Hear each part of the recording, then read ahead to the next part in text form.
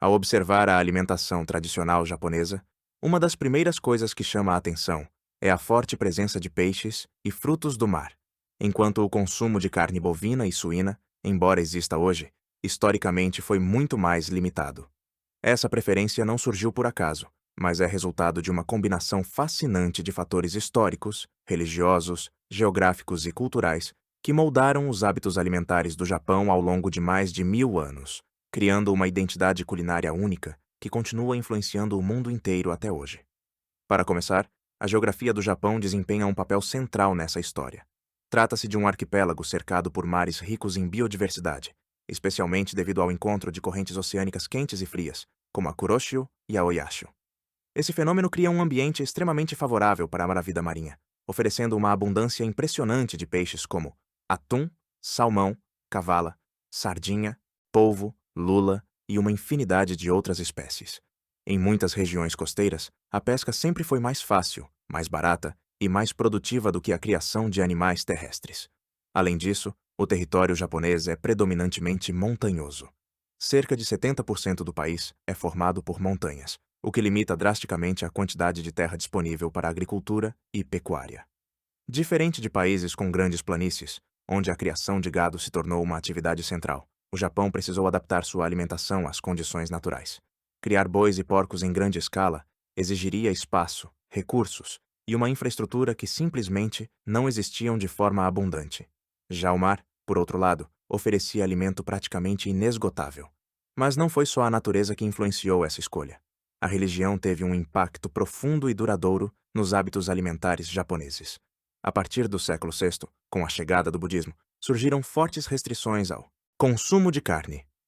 O princípio de respeito à vida fez com que o abate de animais terrestres fosse visto como algo impuro ou moralmente questionável. Durante séculos, diversos imperadores chegaram a emitir decretos, proibindo o consumo de carne de vaca, cavalo, galinha e até de alguns outros animais.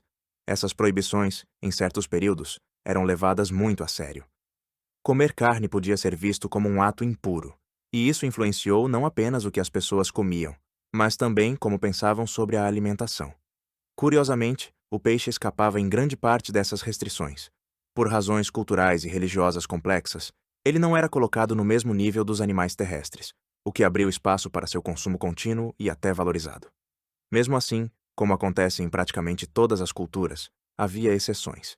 Em regiões rurais e montanhosas, onde o acesso ao peixe era mais limitado, algumas comunidades continuavam consumindo carne de caça, como javali e veado. Para contornar as restrições religiosas, essas carnes eram frequentemente chamadas de remédio e não de alimento, uma estratégia linguística curiosa que permitia manter tradições antigas sem confrontar diretamente as regras sociais. Outro ponto fascinante é como o Japão desenvolveu técnicas extremamente avançadas de preparo e conservação de peixe. Muito antes da invenção da geladeira, os japoneses já utilizavam métodos como a fermentação, a secagem, a defumação e a salga. O sushi, por exemplo, surgiu como uma forma de conservar o peixe através da fermentação com arroz. Com o tempo, esse método evoluiu, dando origem ao sushi moderno, que se tornou um dos pratos mais reconhecidos do planeta. Durante o período Edo, entre os séculos XVII e XIX, o Japão passou por um crescimento urbano significativo. Edo, atual Tóquio, tornou-se uma das maiores cidades do mundo na época.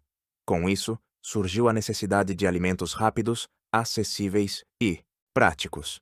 Foi nesse contexto que o sushi se popularizou como uma espécie de comida de rua, vendido em barracas e consumido rapidamente. Esse detalhe mostra que, muito antes do conceito moderno de fast food, os japoneses já tinham soluções eficientes para alimentar grandes populações urbanas.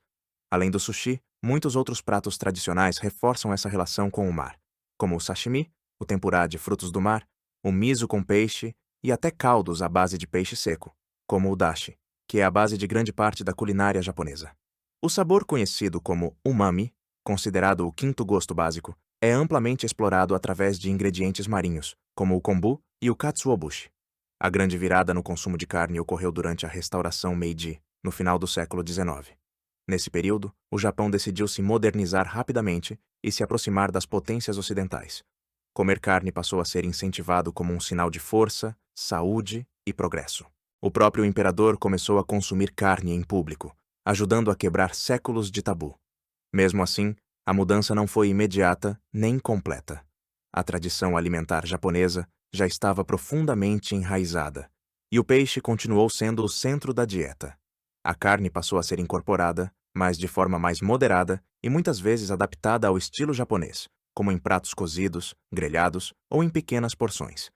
É nesse contexto que surge uma das maiores curiosidades da culinária japonesa contemporânea, o Wagyu. Conhecido mundialmente por sua textura extremamente macia e pelo alto nível de marmoreio, o Wagyu é frequentemente considerado uma das carnes mais saborosas do mundo. No entanto, apesar de toda essa fama internacional, ele não é um alimento comum no cotidiano dos japoneses. Na prática, o Wagyu é um produto de luxo. Seu preço elevado faz com que seja consumido principalmente em restaurantes, muitas vezes em ocasiões especiais. Não é algo que a maioria das famílias japonesas compra para cozinhar em casa regularmente.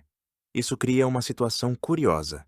O Japão produz uma das carnes mais valorizadas do planeta, mas seu próprio povo a consome de forma relativamente limitada. Outro detalhe interessante é que o Wagyu exige um sistema de produção extremamente rigoroso.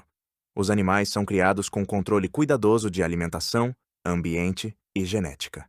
Esse nível de atenção contribui para a qualidade excepcional da carne, mas também aumenta significativamente os custos, reforçando sua posição como um alimento premium. Enquanto isso, o peixe continua sendo a base do dia a dia. Ele é mais acessível, mais leve e mais alinhado com os princípios tradicionais da alimentação japonesa. Existe também uma forte valorização da sazonalidade, ou seja, consumir alimentos na época em que estão mais frescos e saborosos. No caso do peixe, isso é levado muito a sério.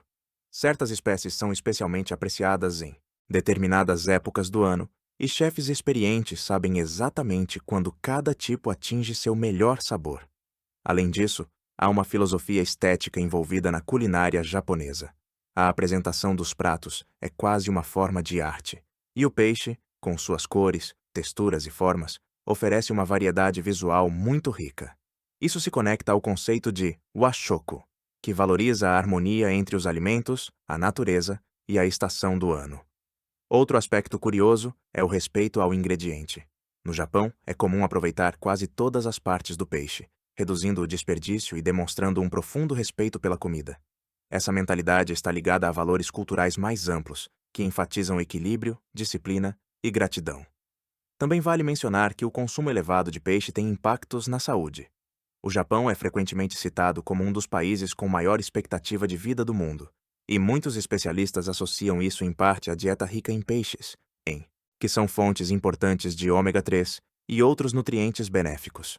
Portanto, quando se observa o conjunto completo, fica claro que a preferência japonesa pelo peixe não é apenas uma questão de gosto, mas o resultado de séculos de adaptação, influência religiosa, limitações geográficas, inovação culinária e valores culturais profundamente enraizados. E mesmo com a presença de carnes sofisticadas como o Wagyu, essa tradição permanece firme, mostrando como a identidade alimentar de um povo pode resistir ao tempo, às mudanças e até à globalização. Outro fator interessante é que o consumo de peixe no Japão também está profundamente ligado ao cotidiano das cidades costeiras e aos mercados tradicionais. Um dos exemplos mais famosos é o antigo mercado de peixe de Tsukiji, em Tóquio, que durante décadas foi considerado o maior mercado de pescado do mundo. Todos os dias, antes mesmo do nascer do sol, toneladas de peixes eram leiloadas ali, especialmente o atum, que é extremamente valorizado na culinária japonesa. Esse sistema de abastecimento ajudou a manter o peixe fresco disponível nas grandes cidades, reforçando ainda mais sua presença na dieta diária. Além disso, existe no Japão uma cultura muito forte de pescarias locais e regionais. Em muitas comunidades costeiras, famílias inteiras ainda mantêm tradições de pesca que passam de geração em geração. Pequenos barcos saem ao mar ao amanhecer e retornam com capturas que muitas vezes serão consumidas no mesmo dia. Essa proximidade entre quem pesca e quem consome cria uma relação muito mais direta com o alimento, algo que se perdeu em muitos países industrializados. Outro elemento cultural importante é o conceito japonês de itadakimasu, dito antes das refeições. Essa expressão pode ser traduzida aproximadamente como "eu recebo com gratidão". Ela representa respeito não apenas a quem preparou a comida, mas também aos ingredientes e à natureza que os forneceu. Esse tipo de mentalidade reforça a valorização de alimentos naturais e frescos, como o peixe. A culinária japonesa também valoriza muito o equilíbrio nutricional. Em uma refeição tradicional, chamada de Ichiju Sansai, normalmente encontramos uma sopa, 3 acompanhamentos, arroz e algum tipo de proteína, muitas vezes peixe.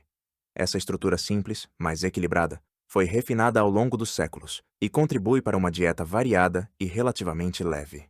Outro ponto curioso é que o peixe aparece em praticamente todas as formas possíveis na culinária japonesa. Ele pode ser consumido cru, grelhado, cozido, frito, fermentado, seco ou até transformado em pasta. Produtos como o surimi, por exemplo, mostram como os japoneses desenvolveram técnicas sofisticadas para aproveitar o pescado de diferentes maneiras. Até mesmo no café da manhã tradicional japonês, o peixe costuma aparecer. Diferente de muitos países ocidentais, onde o café da manhã é dominado por pão, doces ou alimentos processados, no Japão é comum encontrar arroz, sopa de miso, vegetais em conserva e um pequeno peixe grelhado. Esse hábito mostra como o pescado está integrado em praticamente todas as refeições do dia. Com a globalização, o consumo de carne no Japão certamente aumentou nas últimas décadas, especialmente após a Segunda Guerra Mundial, quando a influência da cultura alimentar ocidental se intensificou. Hambúrgueres, bifes e pratos, à base de carne, passaram a fazer parte da rotina urbana, especialmente entre os jovens.